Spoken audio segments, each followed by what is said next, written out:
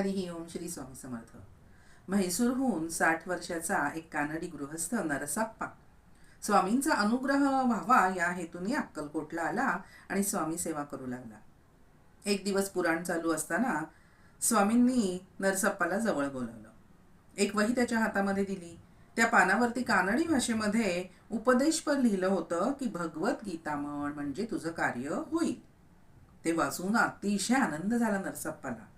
आणि मग तो मजकूर त्यांनी वेदशास्त्र संपन्न दत्तात्रय बुवांना सांगितला. बुवांनी पाहिलं होतं की स्वामींनी त्याला बोलवलंय, वही दिली आहे आणि ते पाहून त्याला खूप आनंद झालाय म्हणून. उत्सुकतेनं बुवांनी वही बघितली. पण एकाही पानावरती दत्तात्रय बुवांना तो कानडीतला संदेश काही सापडला नाही. बुवांना खूप आश्चर्य वाटलं.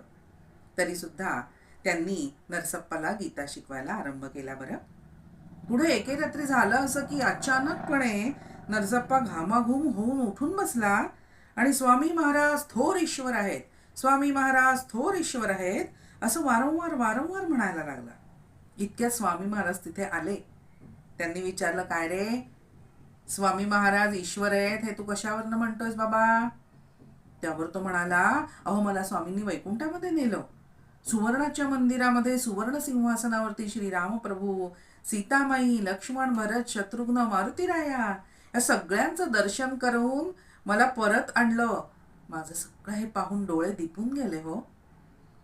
असं म्हणत म्हणत नरसप्पानं कधी हसावं तर कधी रडावं, अशी सगळी मौज चालली होती हो. ही मौज सगळी एक घटकापर्यंत चालली होती.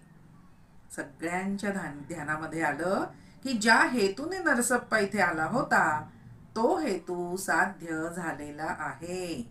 स्वामींचा अनुग्रह होऊन आत्मिक वैभवाने तो आता संपन्न झालेला आहे.